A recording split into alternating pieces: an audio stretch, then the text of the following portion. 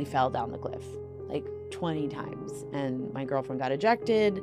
I mean, people wanted to feel compassionate towards me. They wanted to give me sympathy. And I found that every time I repeated the story to someone who, like, again, I had grown up with, it made me feel further and further away.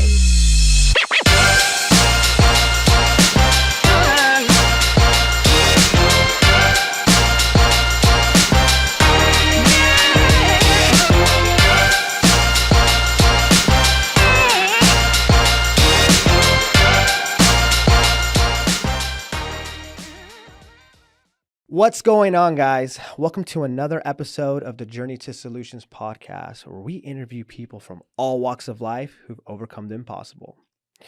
We shine light on one simple truth: no matter your past, no matter your pain, with the power of God, anything is possible. And today we have a very special guest. You know, she's somebody that I've known for a couple years in the recovery world, and she's somebody who's just always like optimistic, always positive, always cheering you on.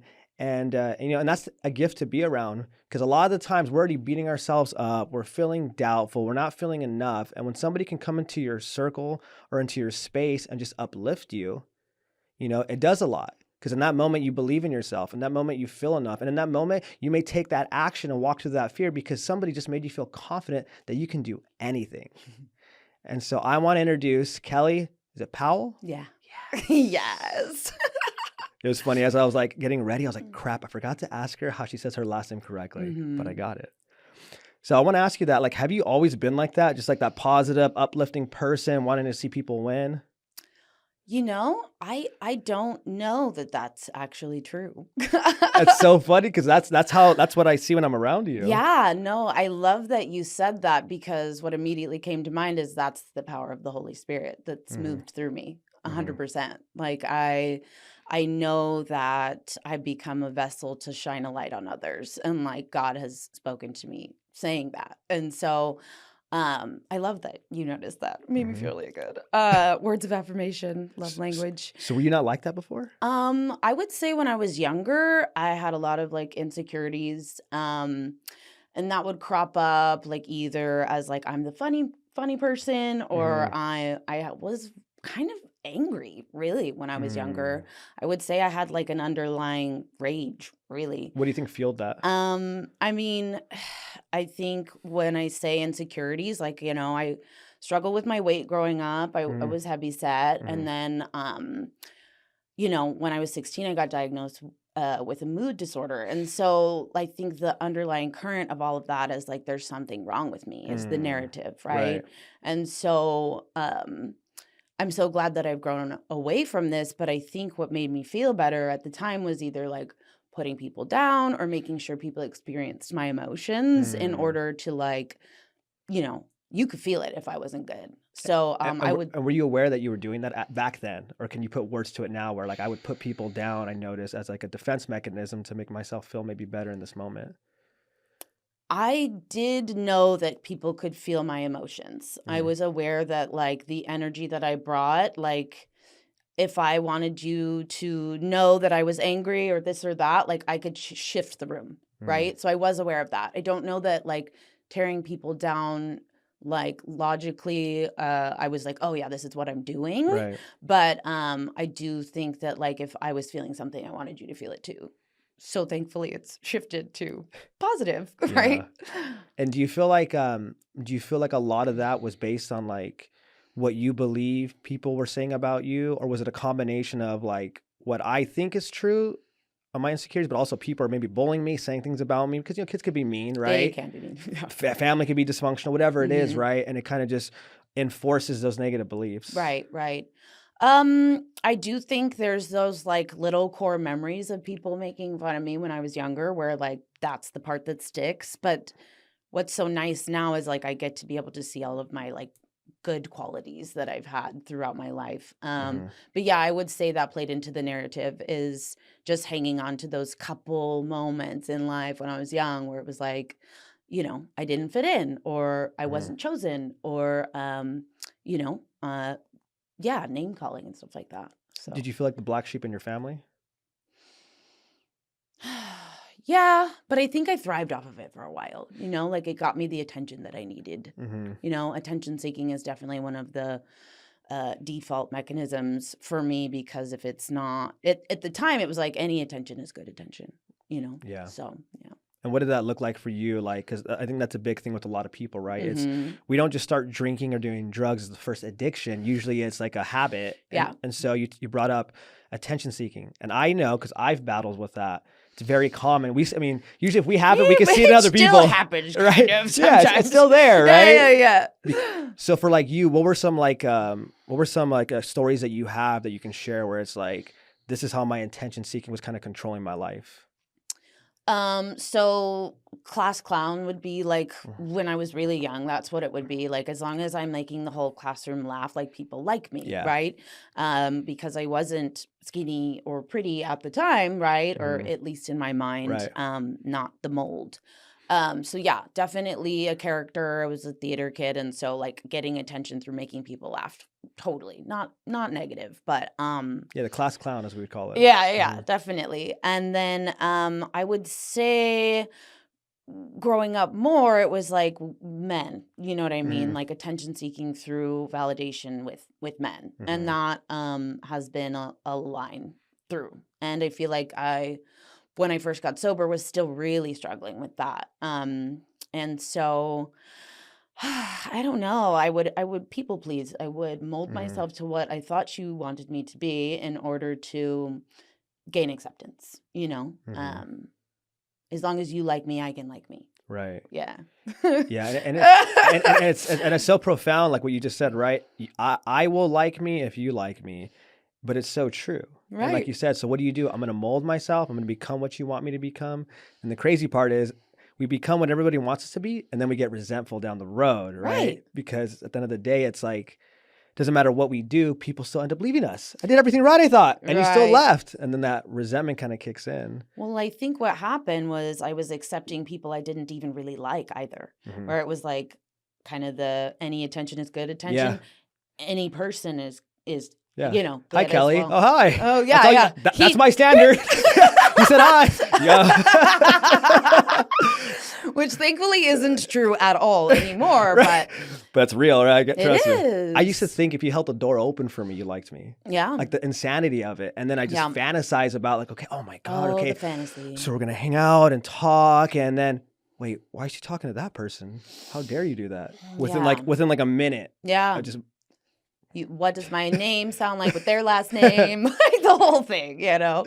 But I would say that when I got sober, I did a year without dating anybody. And it had been... So you did do that? I did. It's, you know, it's like... I was not stable, dude, first of all. And like, I had nothing to bring to the table. And that was your first year of sobriety? You did correct. That? It's like... So let me ask you this. Yeah. As a recovering codependent, as what we are, how did you find the strength for the first year to actually follow it? Because, you know, we always hear it, right? Don't date the first... It's not in the book. No, it's just wisdom of like, don't date. But most people try. They fail. I get it. How did you find the strength as a recovering codependent to actually be like, wow, I actually did that?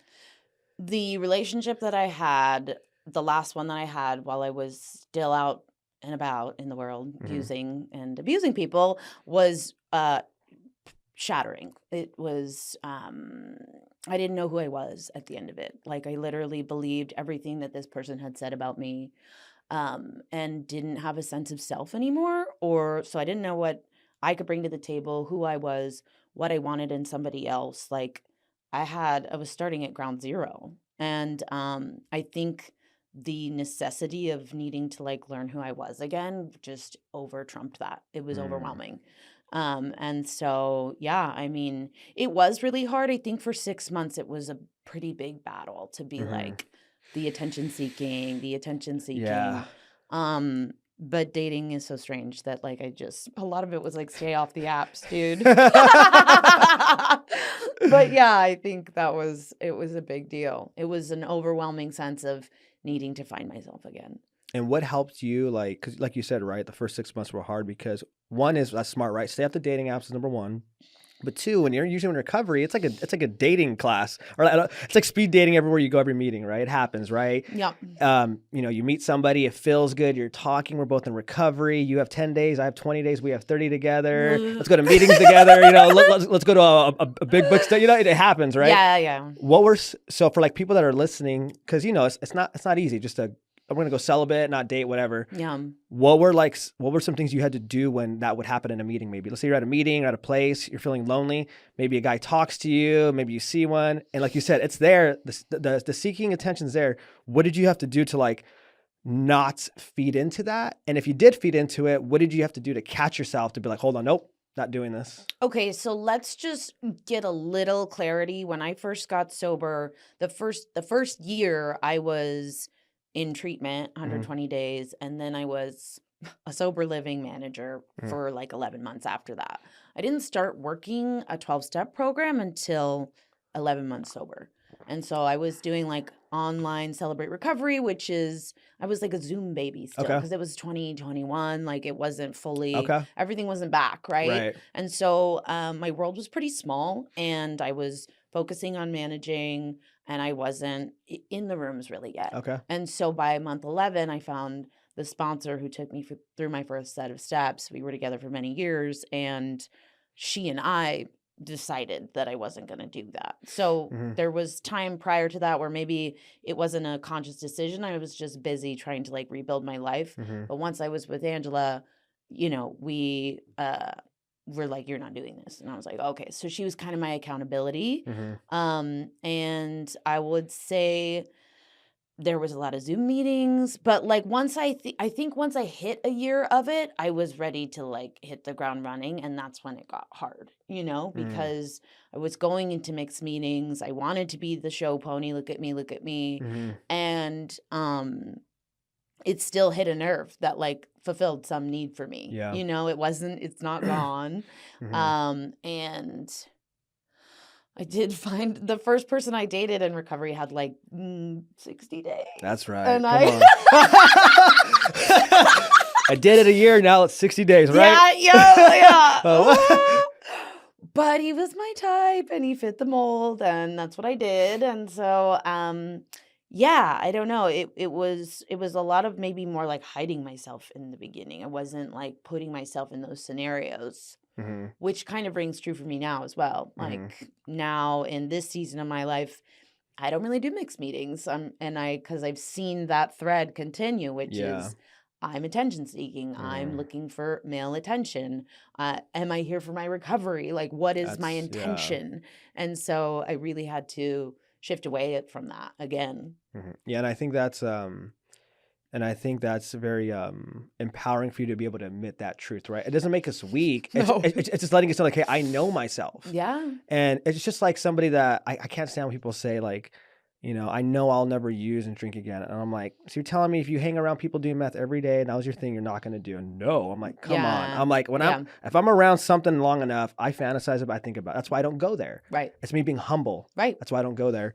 So for you, I love that, right? In this season, you're like, I just know this is something I should not be around because I know how I am.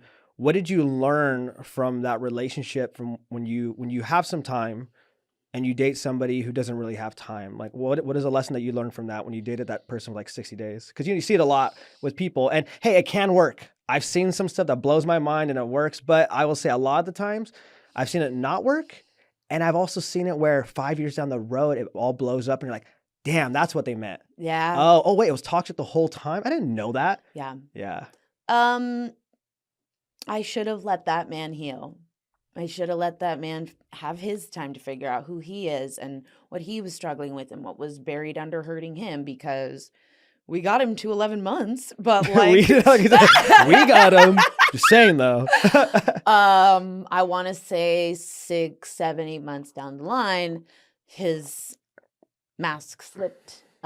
Things started cropping up, insecurities of his, and like what started out with, which was like, and I'm not being prideful, it's like if you're with an attractive woman, like you need to accept that she's going to get attention when she's out in the world, right? And so like he said he was okay with that, but as time went on, it was like, more and more like territorial behavior where he's trying to control who I am, how I act. Right, who you hang out with. Yeah. Or like watching my every move, and was even like jealous of my female friends. And I was like, dude, like, that's just not for me. You know, I'm very extroverted. I'm very personable. And like, it was just something that reared its ugly head, like down the line. And so what I would say is like, let people have their time to like figure out what they need to undig and heal. Haven't done it again, wouldn't do it again. So there's that.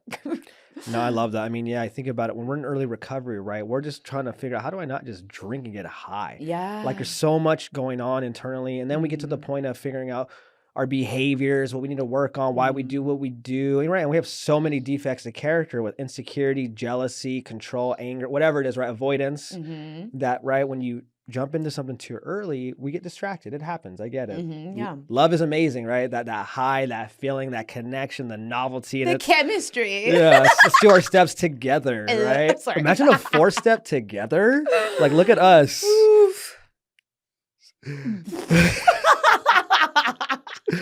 And that is a big thing though too, right? I think a big thing too is sometimes we get into something too early in recovery, and sometimes we're not strong enough to walk away from it. That can happen too. Like what you said, right? You start to see the other person's not healthy for you. You're like, oh crap, okay, this is what they mean, but do I have the strength to walk away?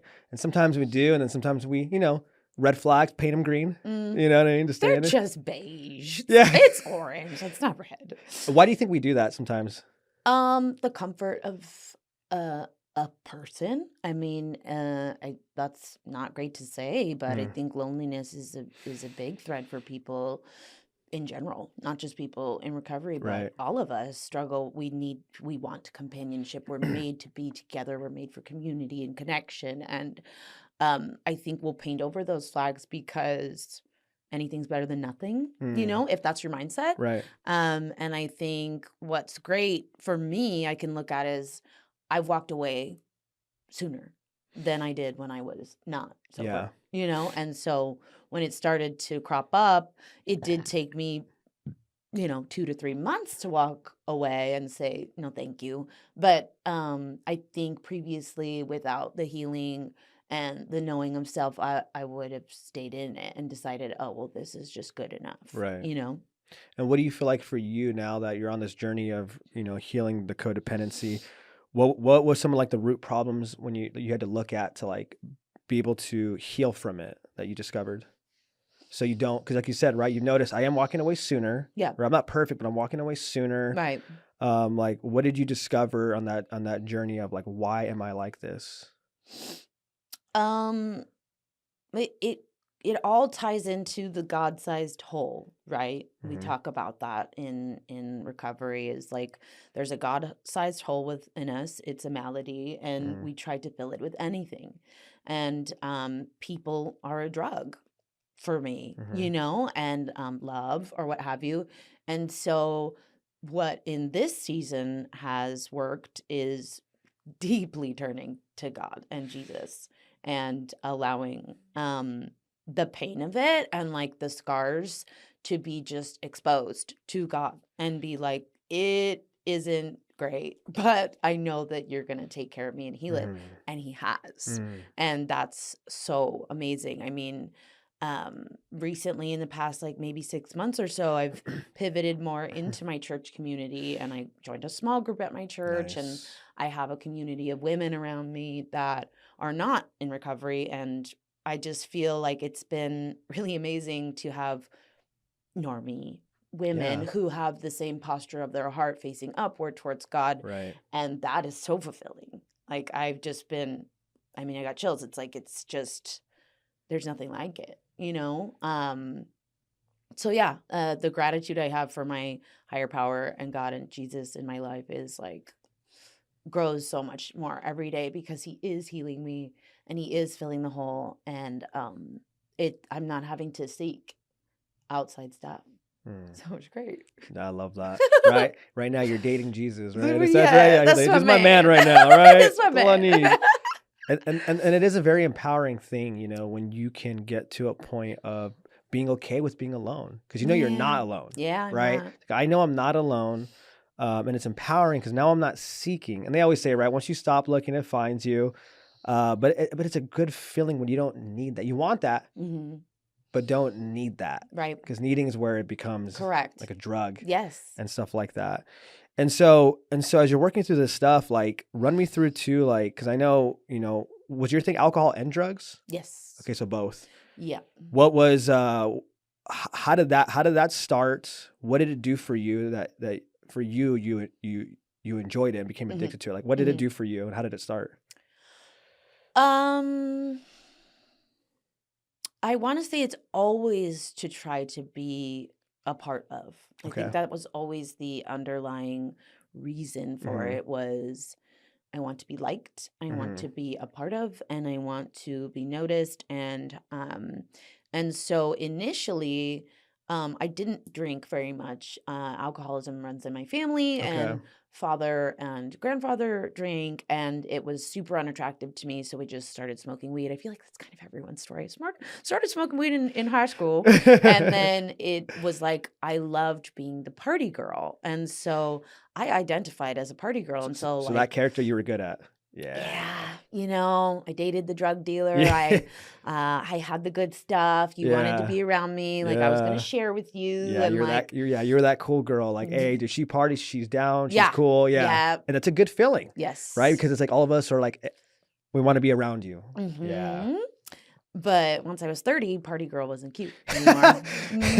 She wasn't having fun either. So, and then I would say the longer I stayed in the lifestyle of that, the heavier the drugs became and the darker the people became.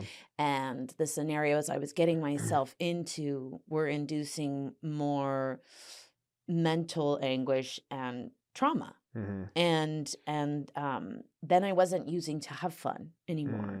Then I was like, the line I had set was like, oh, I'll never use to make myself feel different, right? I'm just using to like have fun. It was like then I'm angry, then I'm sad, then I'm, celebrating, whatever that it was. Then I was using over it to mask it, to cover it, to shove it down.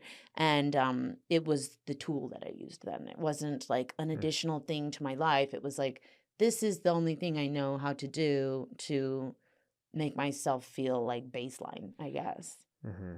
And like, how dark did it get? And what does that mean? Like, were you getting into like heroin, meth? Because I know, usually when you change drugs in different worlds, right? It gets more darker, more demonic, as I would say, right? Just weird, you see some weird shit. So when I moved to LA when I was young, it very quickly went from like the party scene to like the underground rave scene, which there's a lot of people using meth. I was part of that scene in LA. Oh yeah. So quickly it turned to that, and then there was a car accident that I got into, and I was then had to move home to San Clemente with my parents, and like that felt like the end of the world for me when I was like 21. And after the car accident, I had a lot of trauma where like nobody around me that I grew up with like knew how to relate to what I went through. And so How bad was that accident?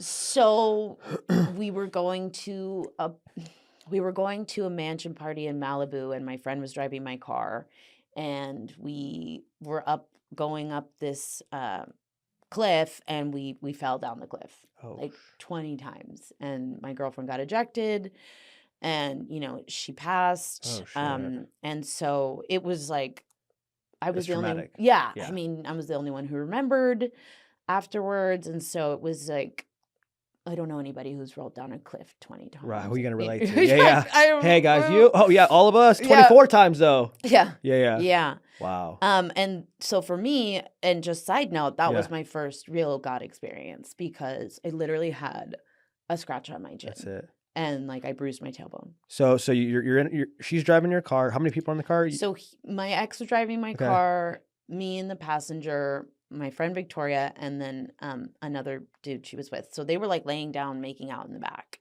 So there's 4 of us in the car. We roll down the cliff. She gets ejected. I'm fairly certain the car like rolled over her, and she was awake until she was awake until the police found us, and then she succumbed to her injuries. But yeah, I mean, I had like a scratch on my chin. It was Wow. so that's my angels. She's my Mhm. angel. She was the first real proof that I had, even in my addiction, that like something's looking out for me, Mhm. and I have angels and God on my side. So Mhm. Yeah, and something like that, like you said, right? It's when people hear that, it's like, that's a very traumatic thing to go through at 21. Like you said, right? It's not a typical thing people go through. So that happens. How did that experience, knowing that how it smelled, how it felt, you have that memory, it's there, right? And now you go back home. How did that affect your psyche moving forward? I mean, people wanted to feel compassionate towards me. They Hmm. wanted to give me sympathy, and I found that every time I repeated the story to someone who, like, again, I had grown up with, Yeah. it made me feel further and further away. It made me feel isolated, like Hmm. even inside of myself, because then I wasn't really willing to talk about it anymore. Hmm. And so I found people who used meth in Orange County, and made that the world I was in for like 2 years, and it got really dark. Hmm. Yeah. So I would say, thankfully, I was so miserable, and just, I mean, I finally, so I was living out of my car by choice at one point with my dog, and my car got towed. I couldn't get the car out, and I was like in a park with my dog for like a couple of hours, and I was like faced with this decision that was like, are you gonna have this older man pick you up, and are you gonna do that, or are Hmm. you gonna go home? And thankfully that's not a line I personally ever crossed. Hmm. I did call that man, but I had him take me home. Hmm. And that was the first time I went to rehab. I was like, I'm just not built for this, you Hmm. know? And so And how old are you at that point? 24, Okay, so 24ish. 24. So first time rehab. Is it the first time too you're exposed to recovery talk stuff? Yeah. Okay. Yeah. Uh-huh. Um, so I ended up going to a detox, and then I went to sober living, and I got like 11 months Okay. at that time. And how was that for you back then? Did you learn a lot, you felt like? Were you kind of just going through the motions? Did you really feel like you wanted to be sober? Like, what do you feel like it was? I just wanted to be off of meth and hard drugs, Yeah. and feel some semblance of sanity. And so I was going through the motions. I did get a sponsor. I got to Hmm. step 9. But towards the end of it, I was like, I think I can drink, because I Hmm. wasn't really drinking. Right. And so I was like, I think I could drink and smoke weed. I'd be fine. Hmm. And she turned me off by saying, how many meetings have you gone to this week? And I was like, girl, this ain't it. And Yeah. so I moved out of sober living. I got my own place, and tried my hand at drinking like a lady. Hmm. So, How long did that last till it kind of um, spiraled? no, I will say after that point in time, I had like a pretty good trajectory for a while. Hmm. And got to prove some things to myself, which was like, I've never used meth again on purpose. On purpose. Did you catch that? If I'm blindfolded, I don't know. You never know. Uh, And I did walk away from those people, and mhm. I was able to like put to sleep that part of my life. Mhm. And so I wanted to, kind of similarly to like now when I got sober, it was like I need some things to my name. I don't have anything going for me. Like I have nothing to bring to the table. Like Mhm. I should have more. I think that's what a lot of happens to us when we get sober, is like, I'm so far behind. Yeah, I need to catch up. I need to, I need to get my own spot, a car, go to school, get a Job. job, Yeah. save some money, Yes. some type of Yeah. thing. Yeah. So it was good for a while. I would say for a good like 4 or 5 years, I Oh, did pretty wow. well. I did get a DUI in there somewhere. But then I just stopped drinking hard alcohol, So I was like, And I took Ubers. Is that yes, yeah. So I think there was like ups and downs to it, but I did get to prove a lot to myself of like the type of person I am, the woman I was. I could have friends and a life and this and that. And so until like 2018, I was like pretty decent, pretty good. And so at that point, like you said, you're drinking, smoking pot, or And then, just of course, I was like doing blow here and there. right. But you weren't. But like you said, you never went back to that dark No, part. So that, no. like you said, right. So there was, like you said, you were proud. You were able to learn and separate. Hmm. And we do that a lot, right? Then we go here, and I always say too, it's challenging, right? Because I could drink. Oh, nothing bad happened. Yeah. That's the scary part because it could last years, like you Yeah. did. So 4 years are going. Let's say this has happened 2018. Everything's pretty good. You had a DUI. What started to happen then after that? My parents got a divorce, and even though I was 28, um, it still stung. Like I think I'm grateful that it didn't happen when I was younger, and I understand now why. Did you not see it coming when they got divorced, or did you kind of have an idea it was coming? I was not as blindsided as my dad was. Okay. It still like brought up some resentment, but like now my stepdad makes my mom so happy. And like immediately I went into therapy because then I started really drinking over it and like was angry very much off the bat. And you're angry what, towards mom? Yeah. Okay. Yeah.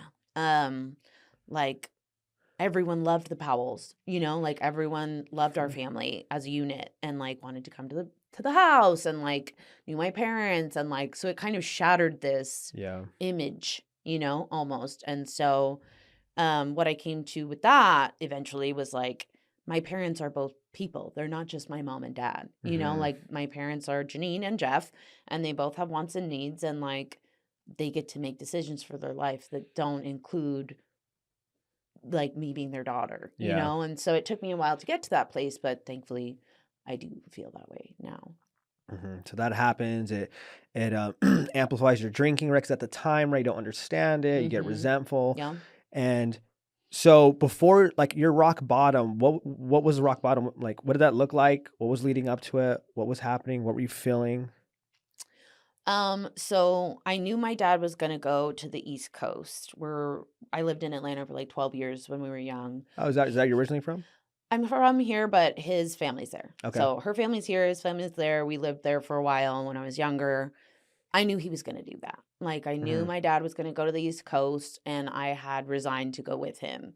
I was like, I'm gonna find us a place. I found like a 3-month lease for us in Atlanta, and like my grandma's there, and like we had a whole plan, and I left. I want to say like 4 months in, my dad went down to West Palm Beach, Florida to see a friend and got offered a job and then offered me a position there. So my rock bottom was in West Palm Beach, Florida, which is like near Miami. And during COVID and all of that, and like I had gone down there for a job opportunity, but the company went under during COVID and I was just buck wild, like dating a bouncer, a cocaine dealer, and I was back in that like lifestyle. I had no reason to be there except for to be drinking and using. And that man, we ended up living together. And once we lived together, like I was stating prior, was like the psychological shattering of my sense of self, although was I didn't have defenses up because I was pretty much drinking around the clock, and using also cocaine. I allowed him to form and shape how I felt about myself. I really believed that I was this like terrible person. Would you say you attracted a lot of like narcissistic types of people in your life? I do not love to use that word. That's why I say narcissistic instead of like the whole disorder. Like narcissistic traits. Yeah, I would say that I have, and he was. Out of most of the people that I dated, most intensely he was. And it never got physical, you know what I mean? I never was like afraid for my safety. But I started reading into it, when I'm awake at night and I'm like reading into narcissists and all this stuff, you know what I mean? So you were, Definitely. And it did actually help me break free from it. I was like trying to educate myself on what was happening to me with this person. And what is it that they do, in case somebody doesn't know? Like, what do narcissists do to their romantic partner that you were learning? I mean, it's a control thing, right? He wants me in a certain headspace in order to control me. That's what makes him feel good. It makes him feel good about himself. It's very much about image. And I feel that they break down the personality, and he was breaking me down in order for me to be controllable and manageable. And when I would fight back, it's a cycle, right? It's like the toxic abuse cycle is like there's a high point where you're getting along and it's great, and that's what they keep you hooked on. Mm-hmm. And then you do something Right. that is not to their liking, and then they really rub your face in it, and you're doing everything that you can and changing yourself and molding yourself in order to please them. And then, I like to say the goalpost keeps moving. Like, oh, yeah, you did this, but that's not good enough. You need to be doing Mm-hmm. this. Like, if you only did that, you would be. So you're never enough for that person, and they're constantly making you feel like you're not there. And so then, it comes back around and you have like the makeup, and then again it goes. Yeah. There's a fight and some, pointing of the finger of why you're not good, and like how you could, if you just did this, you would be better. And like, you can never hit the mark. And so I was feeling very much broken. Yeah. Yeah. And it's scary, right? Because like that gaslighting where they can, if you're in it long enough, I would say this, you usually don't realize how much abuse you're taking from a narcissistic person or personality until you're out of it. Yeah.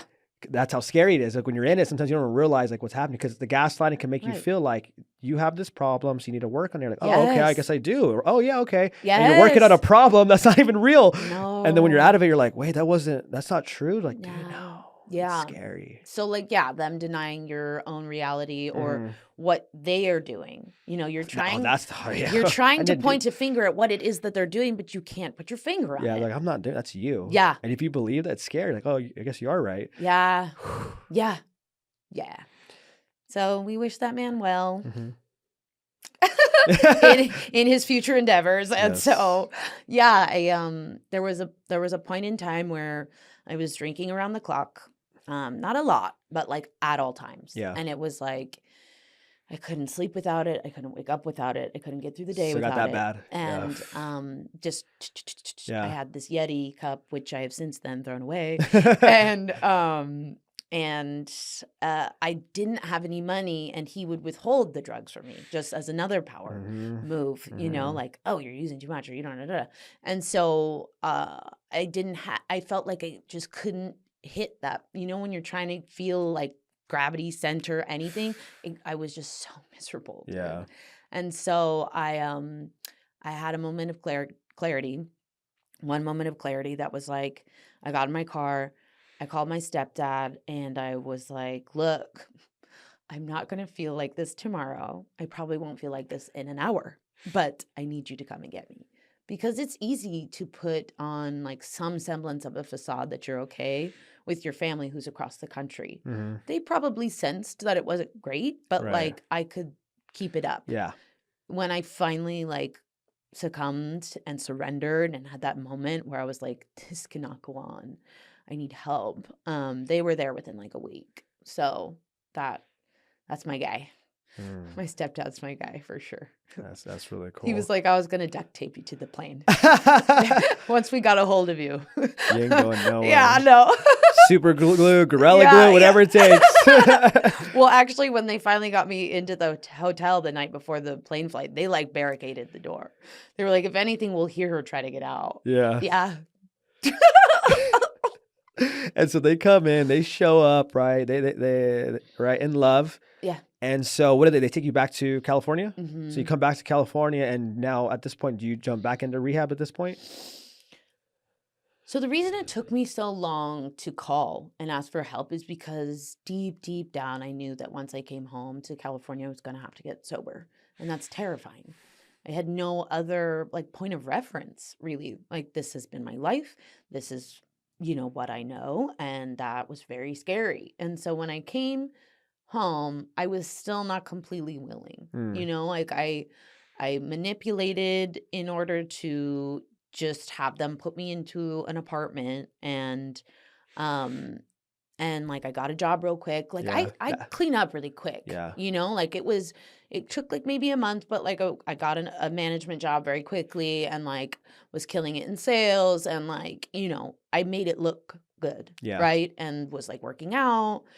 And again, because I didn't really dip my feet into a 12-step program, like really, when I tried, like I didn't know that that was like what I could and should be doing. I just wanted to avoid going to rehab at that point. Like I was Yeah. just like, I'm not, Yeah. we can do it. We'll be fine. And so lo and behold, I found myself in a bar, which I had no business being in a bar with no defense against drink. And I was in the bathroom in 5 minutes, after having that drink. So I relapsed then. And then I think it was during the holidays, which I will say is not easy. Holidays are tough. It's the 23rd. Here we are. It's easier now because I'm proud of the life that I built. But when I first got home, I did not want to be asked any questions about what I was doing. Yeah, we've been up to. What are you doing for work now? Yeah, are you married, kids? What do you got going on? Right, you're just like, I sniff cocaine. I drink a lot. Done meth. Yeah. Right. That's the worst. The hard part was I'm not married. I don't have kids. And like, this is where I should be in my life at this point. And at what age are you at that point? I was 30 when I came home. Okay. I was like maybe like 29, 30. Yeah. Yeah. I remember I was so thankful when we had our 10-year reunion. It was a COVID year, so it would end up happening, but I had a 5-year sober at that point. I remember, thank God, because people were posting those, what's everyone been up to? And I remember thinking like, oh my gosh, thank God. I would be so, because you're right. It could be embarrassing because people have kids. Oh, you guys are lawyers. You guys are doctors. You guys, oh, you married a high school sweetheart, or you guys are doing all these normal things that, and I'm over here, doing drugs and alcohol. Yeah. So I get it. So you're 30 years old, right? You wanted to avoid those questions at all costs, right? Yeah. And then what's going on? So I drank for maybe like 3 weeks, but quickly decided like, I think the underlying thread then was like, I am not capable of making good decisions for myself. Very quickly, I find myself in these situations where I'm not safe with me. Like, I'm not safe with me. I said, because my family was still trying to like feel me out. They were like, maybe she can drink. Like, we don't know. We haven't seen her in 3 years.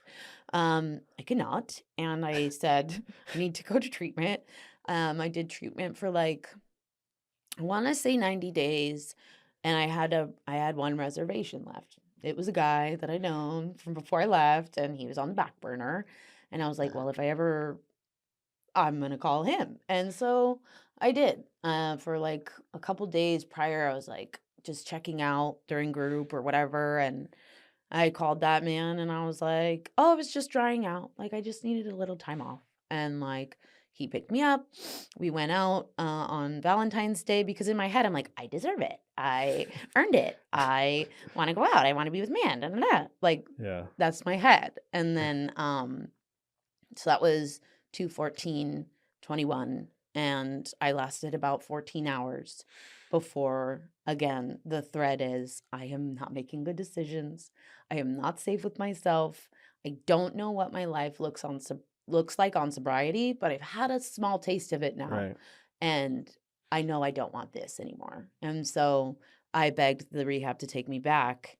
And I went back. And so I went into the detox, and that was 2/15.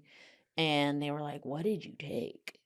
I hadn't really been here using drugs and things like that. I'd been in Florida.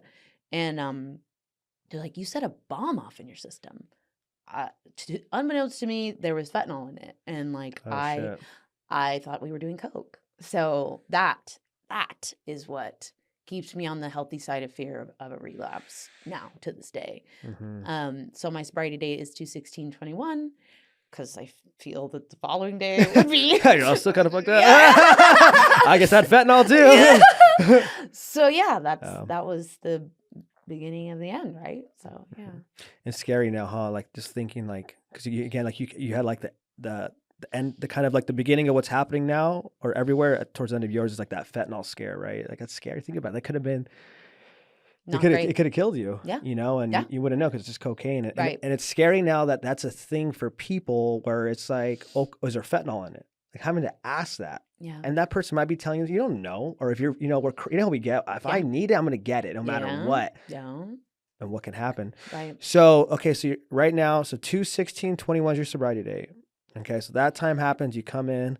Now, what was that like for you? Like, what were some of like those battles for you that you had to like face in order to learn to just accept kind of like things as they are? So for example, like for me, my biggest battle I realized in early sobriety was, damn, dude, I got social anxiety. I'm anxious. Oh, dude, it was crazy how I forgot that because I drank so much and did drugs. And I remember going like, this is what I hated about myself. Like, I am so anxious. I'm afraid to talk to people. I overthink. I'm scared of anybody that I think looks better than me, has more than me, makes me feel so uncomfortable. Like, I don't know how to exist. I don't know how to ask someone out on a date. Like, I don't even know how to talk. Like, I remember that was like one big challenge early recovery. And I was like, Foster, well, what are you going to do? Are you going to run away from it? Because I know if you drink, you get confident. Or are you going to tell people you have this problem, admit that you're a shy anxiety, and are you going to start working on it? Like, buy a book, how to like, work through social anxiety, own it. And so for me, thank God I bought a book. I started saying, I got social anxiety. And people were like, me too. I'm like, really? You all have anxiety? And that kind of brought comfort. I'm like, oh, I'm not the only one. And then I was like, yeah, okay, yeah. Who cares, right? They're like, yeah. It was very empowering for me. Yeah. What was it for you that some of the things that you had to work through?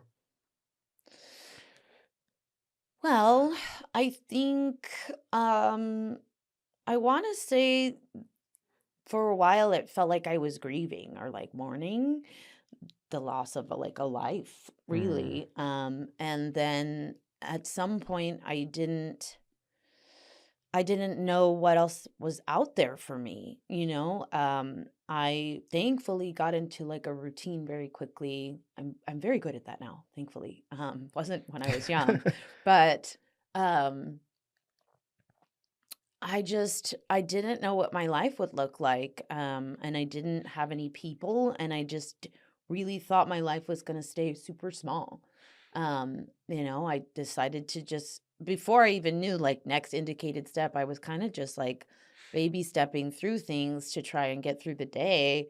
Um, I would say my social anxiety peaked maybe more like year 1 and 2, when I was around more people. So I feel like the first year was kind of like sheltered more, house managing, just trying to work and like manage these girls. And it wasn't until I really got into like a 12-step program that I experienced anxiety and stuff like that. Yeah. So I would say I was grieving. I was kind of a sad girly when I first got here. And then thinking I wouldn't have friends or a sense of community. And thankfully, God's proven me wrong with that over the years. But yeah, I would say leaning on the therapist that I had who got me into treatment initially, I still have him to this day. Nice. Having a male therapist has been the best thing that ever happened to me as an anxious attacher. Yeah. We've worked on my anxious attachment for years now, and I can confidently say I'm much more secure. Much, much more secure. So I would say therapy has been huge for you. Paramount. Yeah. Yeah. And exercise. And for you, why did you find a male therapist for you was beneficial, like for your healing? He gives me the male perspective. I mean, sometimes it's just not that deep. Like I'm overthinking. He's like, okay, but what if it could be this though? And I was like, oh. Maybe it isn't that deep. Interesting. Yeah. And also like can let me down gently on stuff where it's like, yeah, but like that's probably not your person, or like I don't think that you would want your person to treat you that way, And so I feel like I've really developed a set of like more of a standard of how I want to be treated and what I will accept from a person. And he helped me work through all the stuff from that man in Florida and like any other people I've dated after that. He's able to point out to me like, okay, well maybe we should like keep our eye on that though, like any relationship that I've been in. But really, I think that having that male perspective that I've just been like dying to know my whole life is like you're ready to know the truth. Yeah, I guess. yeah. So I love that it's been great. And it's empowering too, I think, when people that have anxious attachment styles to kind of understand what is the the opposite sex that I'm so obsessed with being in love with, like Mm-hmm. what really goes on in their psyche to kind of like help me break these delusional thoughts. There it is. Delusional thoughts, like that's not what's happening. Really? Fantasy or real? Mm. I remember my sponsor one time told him I didn't know how to exist in a grocery store with the person that I was dating. I didn't know how to play that role. So I found myself, the closer I get to the person I'm dating, the more I detach. And I was like, why do I do that? And he's like, you don't know how to exist just like in an intimate relationship. Like day-to-day things, it's not always excitement, lights, camera, action, things blowing up, and woo. Yeah. He's like, sometimes it's normal. And I was like, well, what do I do at the grocery store? Like, what do I say? How do I act? He goes, push the goddamn cart. I go, what do you mean? No, that's not what she wants. She wants me to be this thing. He goes, really? Is that what she told you? I mean, no, but he's like, okay, so how about you go ask her what she wants you to do? Hey, my sponsor says you just want me to push the cart. She's like, yeah, that's it. It's like you being here. Really? So yeah, sometimes like little things are so empowering for us to just break this delusional thought of how we need to be, how we need to act, what people are thinking in that romantic aspect. So I love that. So therapy was huge for you. You're working through anxious attachment, which is amazing. And again, I always recommend people too, right? Like AA is not therapy. You might get some therapeutic healing. You can. Yeah. Maybe your sponsor's a therapist and you get lucky, right? But it's a go to therapy. Yeah. You know what I mean? Go get your mental health right. Go figure out if you need take meds. Your meds. Yeah, take your meds. Yes, take your meds. It's another big thing. You need meds, take your meds. Yes. And before we get into exercise too, I think let's talk about that because, you hear a lot of times people are so against meds in the rooms, right? And being a therapist myself, I get very angry about that. I'm like, hey, you don't tell somebody that. You know what I mean? Like not to take their meds. It doesn't make them like some people need meds. There's chemical imbalances. Yes, there is med seeking. I get that. I've done that. Yeah. But there is a time where you got to be very careful with that. For you, do you personally take medication for your mental health? And what are your kind of views on that for people that do need that? I do. I was diagnosed with the mood disorder when I was a teenager, and it took me till getting in that car accident to realize like, hey, it's like I got high blood pressure. Like I need to take them, and it's not that deep. It's just like, this is what keeps me like baseline, right? And so, yes, I am an advocate of medication if it's needed. And I will always ask the girls that I work with prior to saying yes, are you on medication? What are you on? This and that. I just want to be like aware of like what I'm stepping into with them. Yeah. And AA and therapy and medication don't need to hold hands. They can all just keep looking in their own lane, and they don't need to, it's not their business, like, I want to be there for somebody, but like they have a doctor for that, like, and at some point, like working the steps with someone, then some of that I get to hand off to a professional. You know what I mean? I'm an advocate of take what you need to keep yourself stable. Once we're stable, then we can work on other stuff, I think it's mandatory for some people, right? A lot of us come in dual diagnosis. Yep. And so, yeah. No, I love that. And yeah, I think a lot of people, it's encouraging for people too to know like, hey, it's okay if you need it, you need it. You know what I mean? Like, see a professional, do what you got to do. Just be mindful, right? Make sure you're not med seeking. Make sure you're not overdoing it. Just be mindful. Everyone's recovery is different. Right. I mean, for me, I usually end up working with women who are young. Recently, the women are young and they're on meds and they're in the phase where they're guinea pigging the medication to find what works for them. And that's really tough. But I have been through that. And that's, if anything of all of these things I've ever been through, at some point in time, I get to share it with another woman. That's the silver thread. You know what I mean? That's so cool. It's like, I've done that and I know what it feels like. And you just got to hang on right now, So, yeah. And that's the beauty, right? Our experiences help other people feel seen because we emotionally understand it, not logically, emotionally. Yeah. So we know how to walk through it instead of just boom, boom, boom. Like, no, I get it. Yeah. So I think that's very powerful. for your exercise, you said that too earlier. What do you feel like exercise does for you? And I love that because I'm really big into wellness and fitness. Let's tell them. Let's tell them. Right? Let's tell them the secret sauce. Yes. How has exercise impacted your life and how's it beneficial? So what I think mentioned very early on was that I was heavy set growing up, and that was a part of how I saw myself for so long. It was a reason why I used at some point, which was like, I want to be thin. Right. Okay.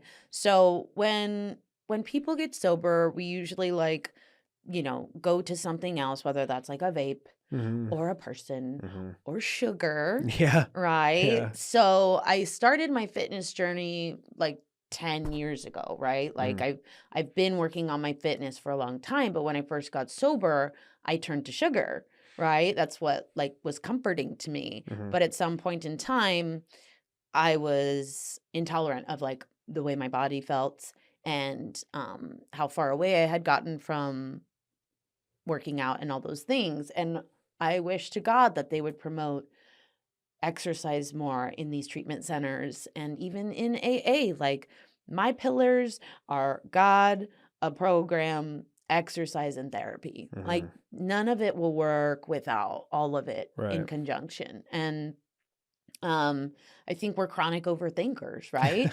Like my brain is worrying and my emotions are tied to those thoughts.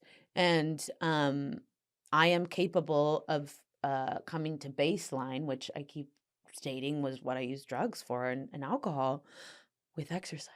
What a revelation. I can get down to one thought. I can get down to not heightened emotions. I go and I work out and I'm of one mind. And so the mindfulness practices that they do, implement in treatment and things like that are very important. Exercise is a mindfulness practice, and I'm able to think about only what I'm doing with my body. And endorphins, there's nothing like it. Nothing like it. And so, I've been working on my health, and my exercise and my diet also is a big deal, right?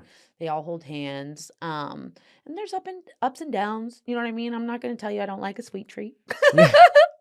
But I don't lean on it. And there's been times also where maybe I've been working out too much to where I'm like, it happens, right? But I find life is balance. Yeah. Life is balance. And I love the body that I'm in.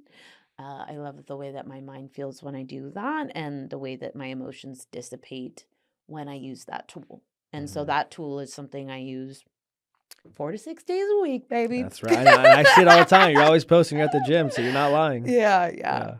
It's great. No, I love that. Yeah, I think especially for people in recovery, it's like if you want to get a fix, we're always gonna want that fix. This is how we think. Like working out is one of the best fixes. Scientifically, it releases the same chemicals in your brain as drugs and alcohol.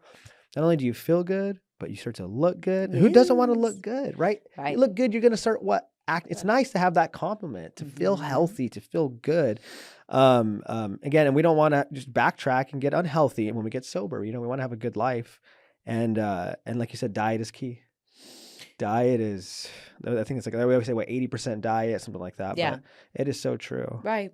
So yeah, I agree with that 100%. Well, it just breaks my heart that I always want to talk about it, because I see a lot of women who have gone into sober livings and they're all just eating hosty, Twinkie, ho-ho, whatever. The rehab diets, that sober living. They blow up and then they're miserable Yeah. in sobriety. Yeah. I didn't get sober to be miserable. Right. I got sober to love myself and have a big, beautiful life. And that is a fact. And I've done it by moving towards that with action, and a part of that action is moving my body. Yeah. And I will say, if I'm trying to promote this to anybody, it is one thing I have control over in my life. I don't have control over people, places, and things and situations. Right. But I can control this aspect, and I do get to see results from it. And that is also, I love that. I'm in control. I'm a control freak. That's why I do it. I got my hands on this one. It's never ending. And I might meet the love of my life in there. What? I said that. Curl fitness. Yep. I'm coming for you. No, I love that. And, at this point, we have our speed questions we ask everybody. Okay. And my first speed question for you is, real quick, have you read books before? You a reader? Yes. Okay. Just want to make sure. What are 3 books that you would recommend to somebody that could completely change their life? Right now I'm reading Captivating with my girls, and it's particularly about women and healing their hearts through Jesus and God, and it's amazing. Highly recommend. I would say Drop the Rock for people in Oof, recovery. that's so I'm good. doing another set of steps with Yeah. my sponsor, and so with this set 6 and 7, which is your character defects, Yep. and releasing them, letting them go through. We're reading Drop the Rock, and I love Yeah. that. I will implement it with all my girls. Yeah. So third, I would say read the Bible, baby. Get in the scripture. The word sees you as you see it. And so that's I love that. 90% so far where people have said that. Yeah. The Bible. So Mhm. true. Yeah. What is one single mindset shift that you had that completely changed your life?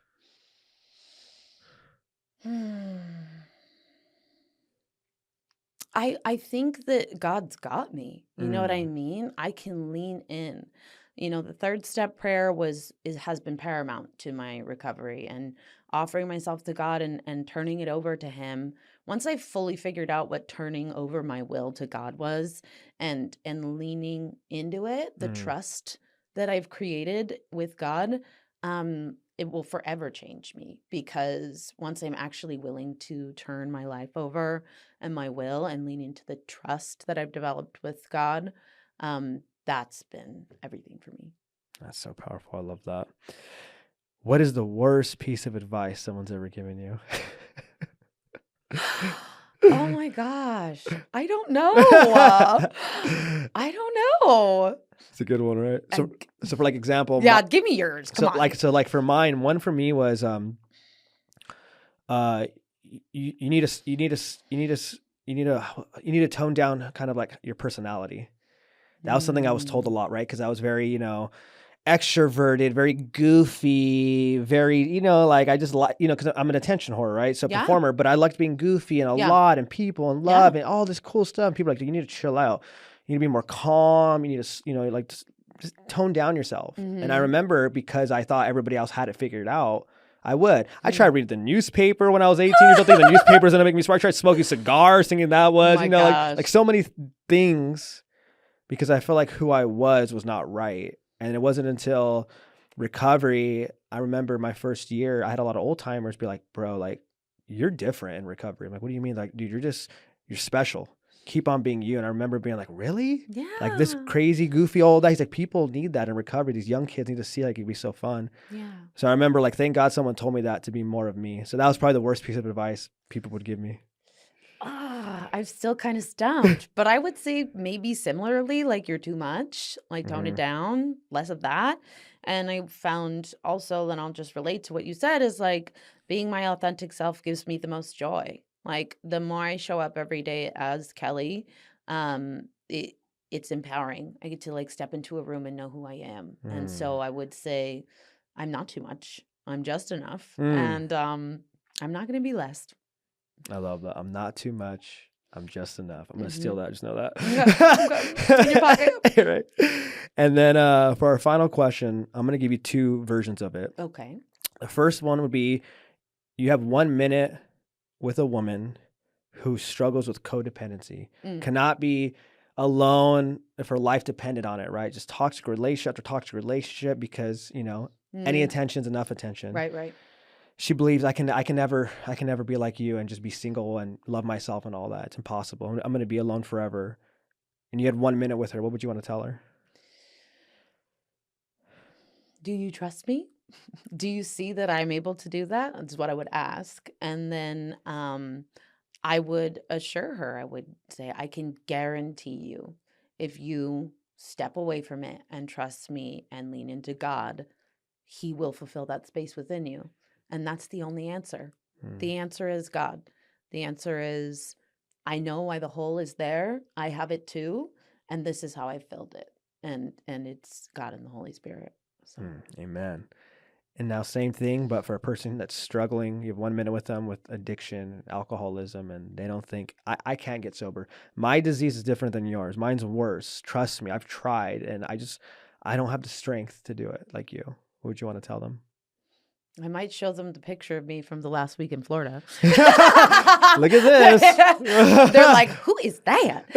I've done it before. But I would just say we are no different. I've just got a couple more days than you. And again, it would be, do you trust me? Do you see that my life is different? And depending on the person, sometimes it would be like, well, I dare you. I dare you to give yourself a shot for just a year. Give yourself 6 months to a year. And I will walk alongside you, and we can, walk through all the things together. And if your life isn't different, then you can go back. But it's like, rise up. I dare you. You can do it. It is within you. And I would dig for, don't you want it? I think everybody feels dark and alone when they're in that space, but knowing that someone else will walk beside you and you don't have to do it alone is just, I feel like you don't realize it until someone really presents that to you. And I think a gorgeous part about myself is I love the newcomer. I'm like, come be with us. Who are you? Tell me your name. And that belonging is very important. I love that. Yeah, I think you said it perfectly right. It's, I will walk through it with you. If you're willing to, I'm willing to walk through it with you. And I think that is the key. I'll go to a meeting with you every week.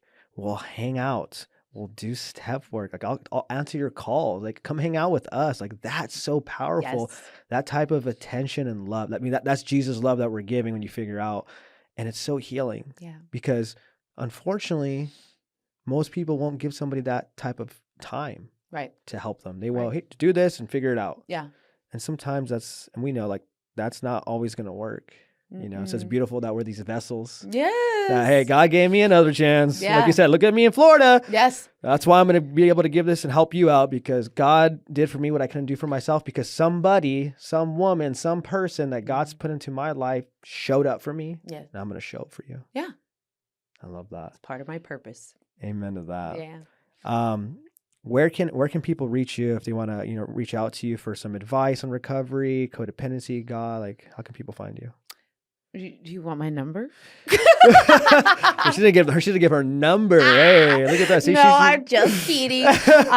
Some people got excited. Well, I am at church every Sunday at Mariners at 10 a.m. I would love to have you with us. Which one? The Irvine one? Or Irvine campus, 10 a.m. I'm there with my sisters. And I would love, love, love that. Also on social media, you can find me. My handle is Miss Kelly Powell on Instagram. So there you go. And you'll catch her at the gym too. I'm just saying. Oh yeah, 24. Like 9:30 a.m. ish. Yeah, it might be Curl Fitness now. That's a rumor. Rumor has it might be Curl Fitness now. I'm just saying. That's Costa Mesa.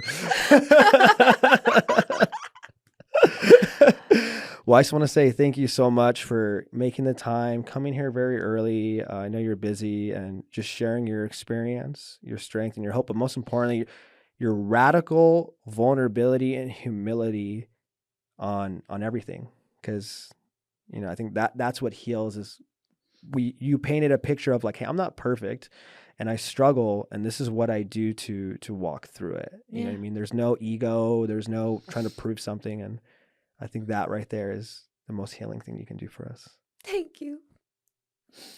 So just thank you for being here. Yeah, thanks for having me.